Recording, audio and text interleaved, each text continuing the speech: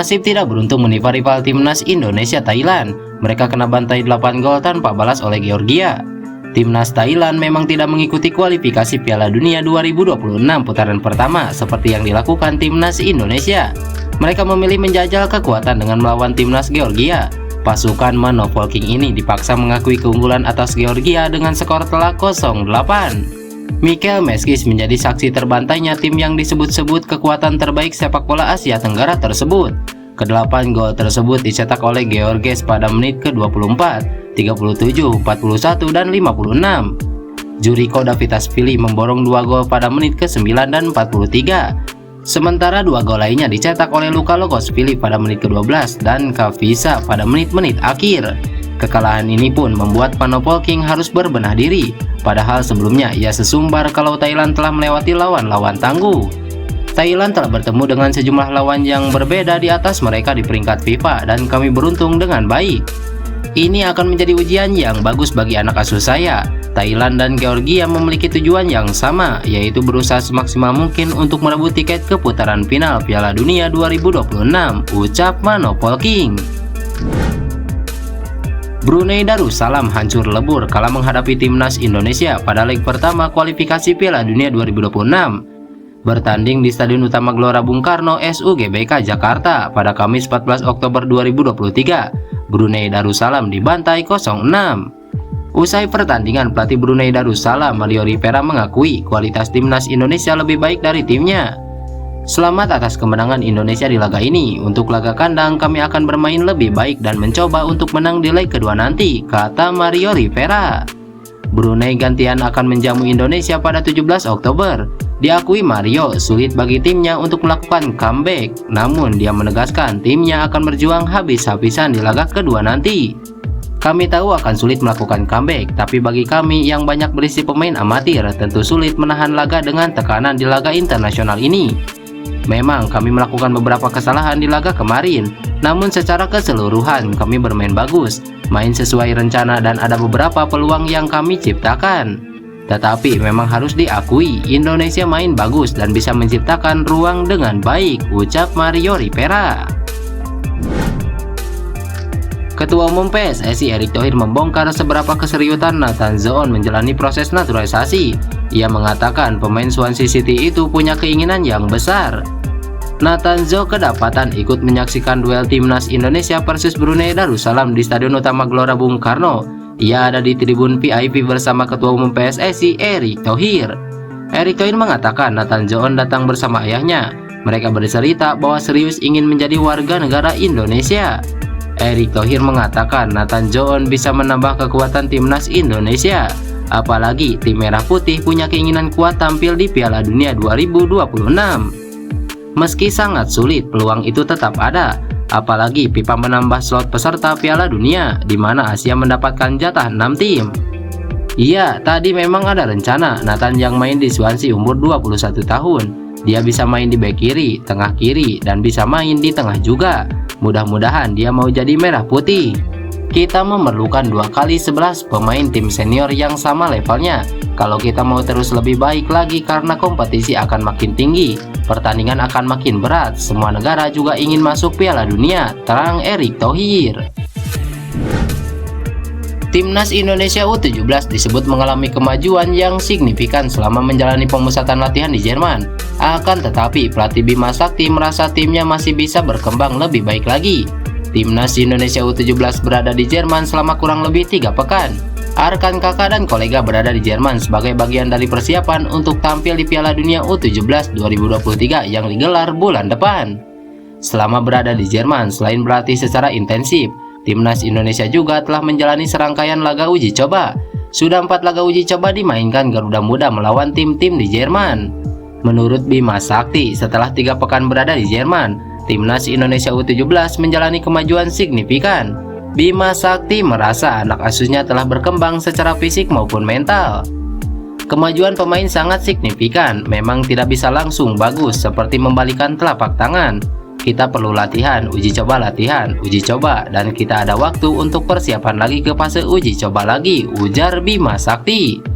Timnas Indonesia U17 telah memainkan 4 laga uji coba selama di Jerman. Nabil Asyura dan kolega 2 kali menang dan 2 kali kekalahan. Salah satu kekalahan terjadi saat berhadapan dengan Frankfurt U19. Timnas Indonesia berhasil meraih kemenangan besar atas Brunei Darussalam pada laga kualifikasi Piala Dunia. Dalam pertandingan ini, pelatih Timnas Indonesia Sintayong memberikan pujian kepada anak Papua yakni Ricky Kambuaya. Dia menyebut pemain Dewa United tersebut tampil sangat bagus. Memang Ricky sangat baik, saya mengucapkan terima kasih kepada Ricky. Performanya sangat baik, bisa mengubah suasana tim. Memang terkadang ada pemain yang tampil baik dan ada yang buruk, tapi Ricky kali ini bermain sangat bagus, ungkap Sintayong. Ricky memang memberikan perubahan signifikan saat masuk di babak kedua. Ketika Indonesia kesulitan mencetak gol usai unggul 2 gol, kehadirannya membuat Indonesia menjadi lebih hidup. Pada akhirnya skuad Garuda menang telak 6-0 berkat hat-trick Dimas Derajat, Rizky Ridho, dan Brits Ramadan Sananta. Sintayong mencoba 2 bek kiri berbeda saat Timnas Indonesia berhadapan dengan Brunei Darussalam. 2 pemain tersebut adalah Pratama Arhan dan Sean Patinama. Pada laga tersebut, Sintayong memainkan Pratama Arhan sejak menit awal. Pemain asal klub Tokyo Verdy itu kemudian digantikan oleh Sean Patinama pada menit ke-73. Penampilan Arhan disorot banyak pihak.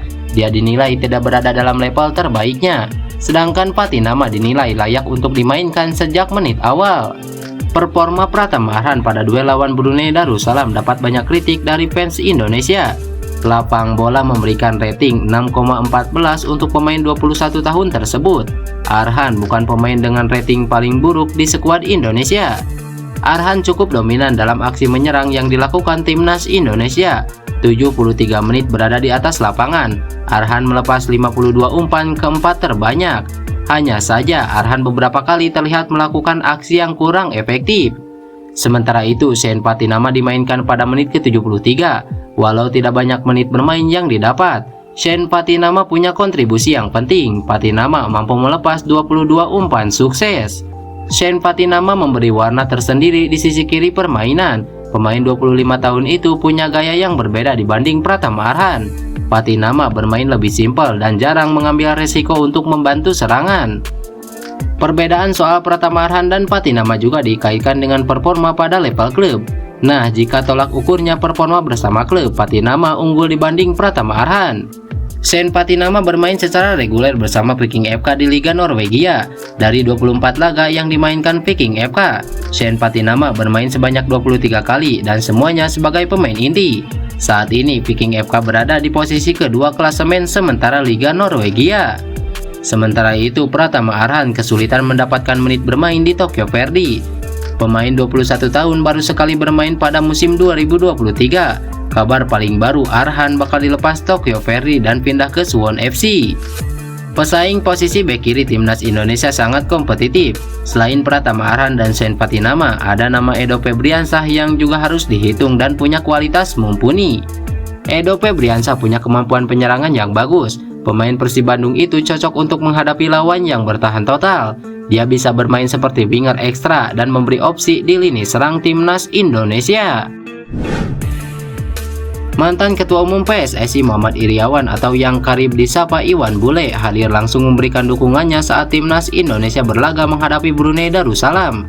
Menggunakan jersey Timnas Indonesia berwarna merah yang dipadukan dengan celana panjang berwarna krem, Iwan Bule menyaksikan Indonesia mengalahkan Brunei Darussalam. Iwan Bule tak pernah absen memberikan dukungan saat Timnas Indonesia baik senior maupun kelompok umur dalam perjuangannya membela kehormatan negara, baik itu hadir langsung ke stadion atau melalui layar kaca.